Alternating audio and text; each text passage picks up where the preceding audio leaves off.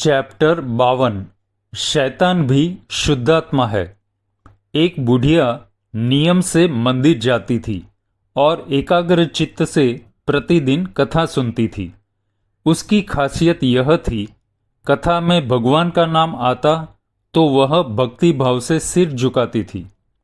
जब शैतान का प्रसंग आता तब भी वह उसी अहोभाव से झुकती थी। एक दिन कथावाचक ने इसका कारण पूछा तो वह बोली, महाशय, कथा का सार मुझे इस रूप में समझ आया है। भगवान और शैतान दोनों ही शुद्ध आत्मा है, अतः मैं दोनों को नमस्कार करती हूँ। जब मैं सिर झुकाती हूँ तो मेरा हृदय पात्र बनता है और उसमें अशुभ भावों की उत्पत्ति नहीं होती। यूं मैं विकार से बच जाती हूँ और अहिंसक जीवन जीती हूँ। साइलेंट मैसेज यह है, देव हो या दानव, दुर्जन हो या सज्जन, सभी के मुख पर शुद्धात्मा का ही नोटिस बोर्ड लगा हुआ दिखे तो जीवन में अहिंसा की स्थापना अवश्य होगी। अहिंसा सिद्धांत का शाश्वत स्वर है, सभी आत्मा शुद्ध आत्मा है, सिद्ध भगवान समान है। इसलिए सबका आदर करो, किसी से भी द्वेष या घृणा मत करो। इस विश्व में समस्त प्राणियों को समान मानना, इससे बड़ा साम्यवाद क्या होगा। फिर समूचे विश्व के साथ संबंध स्थापित करने में भी देर नहीं लगेगी। यह सच है, संघर्षमय व्यथित मानव को अहिंसा की शीतल छाया में ही शांति मिल सकती है। अतः प्रत्येक इंसान को जैन संस्कृति की मूल देन अहिंसा को अपने जीवन में स्थान देना होगा। इतना ही नहीं, निज अस्तित्व को पहचानना होगा, तभी यह सिद्धांत समझ आएगा।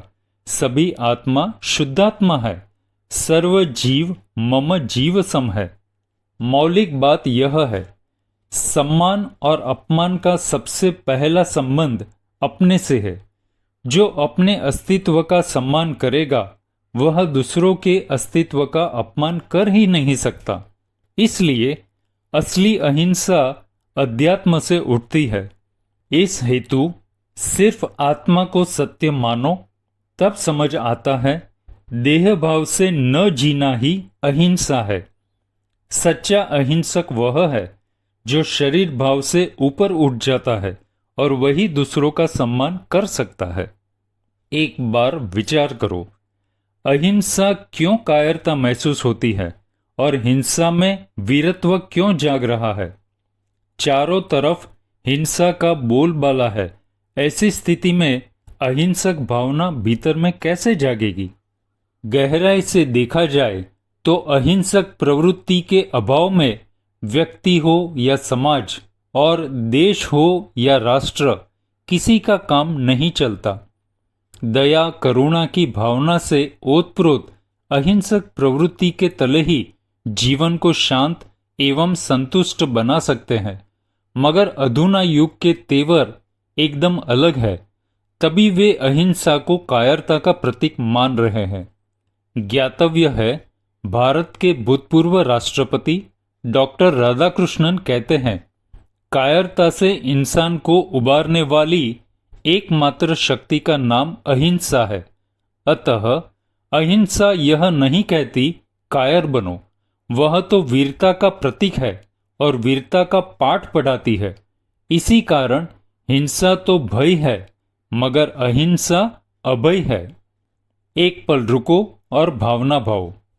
मेरे जीवन में अहिंसा की स्वर लहरियां सतत गूंजती रहे, ताकि ईर्ष्या, भय, घृणा, द्वेष एवं वैर प्रतिशोध की हिंसा फैमिली अपना डेरा डंडा उठाकर भागने लगे और सर्वत्र सुख शांति एवं प्रसन्नता प्रसारित हो, ताकि एक भी जीव दुखी न रहे।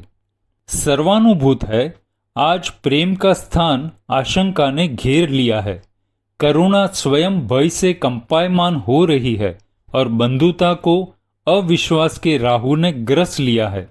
इस तरह हर और हिंसा के पैर पसरे हुए हैं।